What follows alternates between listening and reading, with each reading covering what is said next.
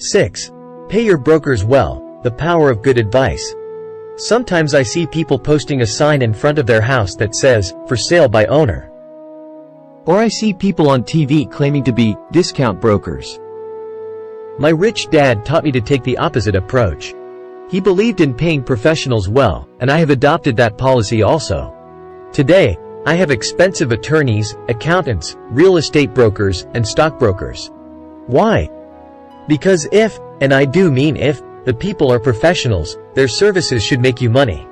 And the more money they make, the more money I make. We live in the information age. Information is priceless. A good broker should provide you with information, as well as take the time to educate you. I have several brokers who do that for me. Some taught me when I had little or no money, and I am still with them today.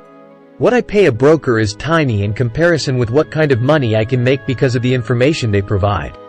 I love it when my real estate broker or stockbroker makes a lot of money because that usually means I made a lot of money. A good broker saves me time, in addition to making me money. Like when I bought the vacant land for $9,000 and sold it immediately for over $25,000 so I could buy my Porsche quicker. A broker is my eyes and ears in the market. They're there every day so I do not have to be. I'd rather play golf. People who sell their house on their own must not value their time much. Why would I want to save a few bucks when I could use that time to make more money or spend it with those I love? What I find funny is that so many poor and middle-class people insist on tipping restaurant help 15 to 20%, even for bad service, but complain about paying a broker 3 to 7%.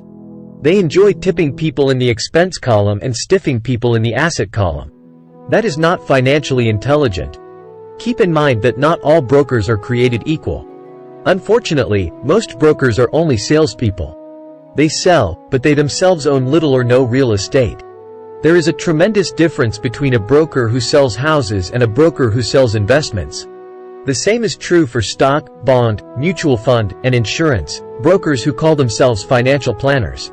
When I interview any paid professional, I first find out how much property or stocks they personally own and what percentage they pay in taxes. And that applies to my tax attorney as well as my accountant. I have an accountant who minds his own business. His profession is accounting, but his business is real estate. I used to have an accountant who was a small business accountant, but he had no real estate. I switched because we did not love the same business. Find a broker who has your best interests at heart.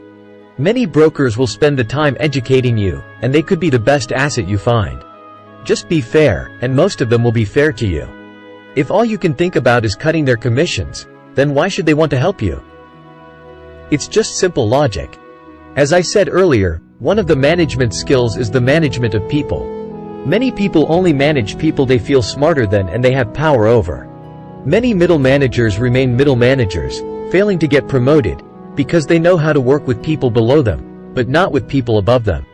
The real skill is to manage and reward the people who are smarter than you in some technical area. That is why companies have a board of directors. You should have one too. That is financial intelligence. 7. Be an Indian giver, the power of getting something for nothing. When the first European settlers came to America, they were taken aback by a cultural practice some American Indians had. For example, if a settler was cold, the Indian would give the person a blanket. Mistaking it for a gift, the settler was often offended when the Indian asked for it back. The Indians also got upset when they realized the settlers did not want to give it back. That is where the term, Indian giver, came from, a simple cultural misunderstanding. In the world of the asset column, being an Indian giver is vital to wealth. The sophisticated investor's first question is, how fast do I get my money back? They also want to know what they get for free, also called a piece of the action. That is why the ROI, or return on investment, is so important. The sophisticated investor's first question is, how fast do I get my money back? For example, I found a small condominium that was in foreclosure a few blocks from where I live. The bank wanted $60,000, and I submitted a bid for $50,000, which they took, simply because, along with my bid, was a cashier's check for $50,000. They realized I was serious. Most investors would say, aren't you tying up a lot of cash? Would it not be better to get a loan on it? The answer is, not in this case. My investment company uses this condominium as a vacation rental in the winter months when the snowbirds come to Arizona. It rents for $2,500 a month for 4 months out of the year. For rental during the off-season, it rents for only $1,000 a month. I had my money back in about 3 years. Now I own this asset, which pumps money out for me, month in and month out. The same is done with stocks. Frequently, my broker calls and recommends I move a sizable amount of money into the stock of a company that he feels is just about to make a move that will add value to the stock, like announcing a new product. I will move my money in for a week to a month while the stock moves up.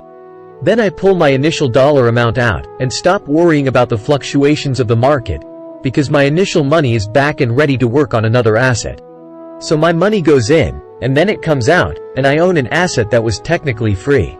True, I have lost money on many occasions, but I only play with money I can afford to lose. I would say, on an average 10 investments, I hit home runs on 2 or 3, while 5 or 6 do nothing, and I lose on 2 or 3. But I limit my losses to only the money I have in at that time. People who hate risk put their money in the bank. In the long run, safe savings are better than no savings. But it takes a long time to get your money back, and, in most instances, you don't get anything for free with it. On every one of my investments, there must be an upside, something for free, like a condominium, a mini storage, a piece of free land, a house, stock shares, or an office building.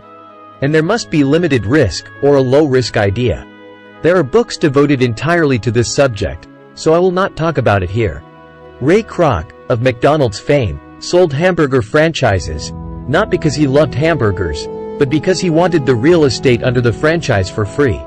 So wise investors must look at more than ROI. They look at the assets they get for free once they get their money back. That is financial intelligence.